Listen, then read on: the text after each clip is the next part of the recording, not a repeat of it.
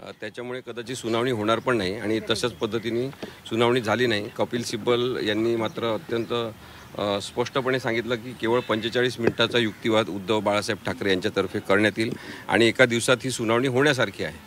परंतु रिस्पॉन्डंटच्या वकिलांचं म्हणणं आहे की त्यांना 2-3 दिवस सुनावणीसाठी या लागणार। त्यामुळे प्रकरण मग त्यांनी 12 तारखेला या महिन्याच्याच ठेवलेलं आहे। 12 तारखेला पॉझिटिव्हली सुनावणी होणारच आहे आता, त्याच्यामुळे 12 तारखेला सुरू करू असं ते म्हणाले। याचा अर्थ 12, 13, 14 किंवा त्याच्यानंतर 12 नोव्हेंबरला ठेवलंय। 12 तारखेला आता 12 नोव्हेंबर 12 ऑक्टोबर नाही सर। ठीक आहे, 12 नोव्हेंबर आहे ना। तर मग ज्या पद्धतीने तुम्ही तातडीची मागणी करण्यात आली होती, लोकल बॉडी इलेक्शन एकीकडे तुम्ही सांगत होते, मात्र न्यायालयाने त्या बाबतीमध्ये तशी तातडी दाखवली नाही, याबद्दल काय सांगा? न्यायालयाने तातडी दाखवली नाही कारण की एक तर त्यांच्यासमोर काम आहेत वेगवेगळ्या प्रकारचे आणि ते अर्धवट हिअरिंग पूर्ण करायचं हे अत्यंत महत्त्वाचं व्हॅलिड कारण आहे। ते मुद्दामून कारण दिलेलं असं आपण काही म्हणू शकत नाही। त्यामुळे ते योग्य कारणासाठी त्यांना वेळ आज नाही असं त्यांनी सांगितलं असल्यामुळे मग पुढची सुनावणी पुढील तारखांना पुढच्या सुनावणी ज्याच्या पक्षाच्या वतीनं आपण इथे युक्तिवाद करत होता त्या शिवसेना पक्षाच्या वतीनं स्पष्ट करण्यात आलं होतं की आज अंतिम सुनावणी असेल, पण आज तारीख मिळाली, याला काय म्हणायचं? न्यायाधीशांनी स्वतः मागच्या तारखेला सांगितलं होतं की कोणतेही छोटे छोटे मुद्दे याच्यातले न घेता आपण अंतिम सुनावणीसाठीच आता डेट फिक्स करून त्यानुसार आजची डेट फिक्स झाली होती, म्हणून अंतिम सुनावणीसाठीची तारीख आहे असं आम्हाला सगळ्यांनाच वाटत होतं। आणि तरीसुद्धा आज न्यायाधीशांना वेगळ्या प्रकारचे इतर कामं कंप्लीट करायचे असल्यामुळे, त्यांच्या अर्धवट झालेल्या सुनावण्या पूर्ण करायच्या असल्यामुळे त्या योग्य कारणांसाठी त्यांनी सांगितलं की आज हे शक्य होणार नाही। कारण की विरोधी जे रिस्पॉन्डंटचे वकील आहेत सगळे त्यांनी सांगितलं की आम्हाला 3 दिवस तरी याच्यासाठी पाहिजे आणि त्यामुळे आज ही सुनावणी नाहीतरी पूर्ण होणार नाही असं लक्षात घेऊन त्यांनी सांगितलं की मग सुरू करण्यापेक्षा आपण पुढच्या तारखेला सुनावणी सुरू करू आणि 1-2 दिवसात संपू। पण सर एक प्रश्न असा आहे की तुमच्या वतीने फक्त 45 मिनिटात संपणार युक्तिवाद जो काय असेल तो? कपिल सिब्बल सरांनी स्वतः सांगितलं आहे की आम्हाला 45 मिनिटं केवळ पाहिजे आहे आणि त्याच्यानंतर त्यांना जो काही युक्तिवाद करायचा तो करू द्या। पण आपल्याकडले वकील जे आहेत ते कोर्टामध्ये आग्रही का दिसले नाही? ज्यावेळेस 12 नोव्हेंबर ही तारीख सांगितली तर याच महिन्यामध्ये किंवा पुढच्या आठवड्यामध्ये ही सुनावणी घ्यावी म्हणून असा आग्रह का करण्यात आला नाही? आग्रह करण्यात आला, महापालिका निवडणुका हे सुद्धा सांगण्यात आलं, पण तेव्हा त्यांनी सांगितलं की महापालिका निवडणुका जानेवारीमध्ये आहे, त्याच्यामुळे त्याच्या आधी आपण नक्की सुनावणी घेऊ, म्हणून मग ही तारीख देण्यात आली। तशी तर 19 तारीख ते देणार होते, पण तरीसुद्धा 12 तारीख देण्यात आली।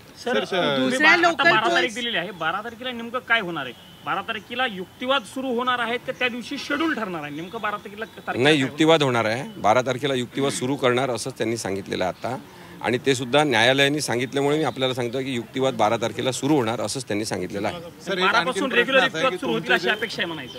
हो, 12 पासून युक्तिवाद सुरू होतील। पहिले कपिल सिब्बल यांचा युक्तिवाद होईल उद्धव बाळासाहेब ठाकरे यांच्यातर्फे आणि त्यानंतर बाकीचे रिस्पॉन्डंट हे युक्तिवाद करतील। आता ही सलग हिअरिंग असेल की 12 नोव्हेंबरला सुरुवात होईल, पुन्हा असंच वेळ नाहीये, असं काही होईल, नंतर नेक्स्ट तारीख येईल, असं काही आहे का?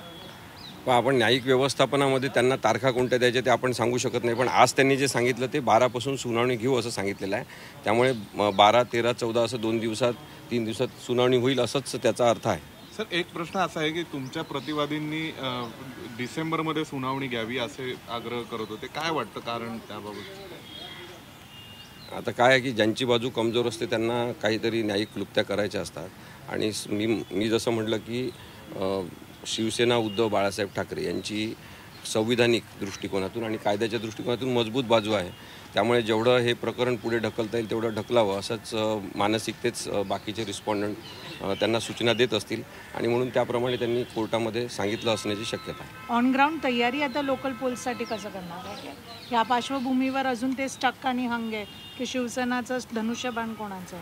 तेव्हा निवडणुका यापूर्वीसुद्धा सगळ्या शिवसेनेचा धनुष्यबाण चिन्ह नसताना लढल्या गेलेल्या आहेत, तशाच प्रकारे तयारी तर सुरूच राहणार। पण पॉझिटिव्ह गोष्ट ही आहे की 12 तारखेला जर सुनावणी होणार असेल तर याचा अर्थ निवडणुकीच्या आधी ती सुनावणी पूर्ण होऊन काहीतरी निर्णय त्याच्यावर येणार आणि कदाचित त्या निवडणुकीवर त्याचा नक्कीच परिणाम होणार आहे। उद्धव ठाकरे यांच्याकडून कोणते महत्त्वाचे नेते दिल्लीमध्ये दिसले नाहीत? नाही, सुनावणी कदाचित होणार असेल तर ते येणार अशा प्रकारे कळवण्यात आलं होतं, परंतु मग सुनावणी होणार नाही असं म्हटल्यावर ते आले नाहीत। सुनावणी सुरू झाली असती तर ते लगेच आलेसुद्धा असते। ठीक आहे सर। तर उद्धव बाळासाहेब ठाकरे पक्षाचे वकील असीम सरोदे यांनी खरं तर काल ट्विट केलं होतं आणि आज सुनावणी होणार असं सांगितलेलं होतं. मात्र आता ही सुनावणी 12 नोव्हेंबरला होणार आहे. शिवसेना पक्ष आणि चिन्ह या संदर्भातली सुनावणी होती. खरं तर संपूर्ण महाराष्ट्राचं लक्ष लागलेलं होतं. मात्र आता 12 नोव्हेंबरला युक्तिवाद सुरू होतील आणि त्यानंतर 2 दिवसामध्ये संपूर्ण निकाल पुढे येईल असं आत्ताच असीम सरोदे यांनी सांगितलेलं आहे. तर सिब्बल यांनी विरोधक वकील जे आहेत त्यांनी वेळ खरं तर मागून घेतली, तर कपिल सिब्बल यांनी 45 मिनिटांमध्ये बाजू मांडू असा विश्वास व्यक्त केला. मात्र विरोधक पक्षाच्या वकिलांनी 3 ते 4 दिवसांचा वेळ लागेल असं सांगितलं आणि त्यामुळे ही सुनावणी पुढे ढकललेली आहे.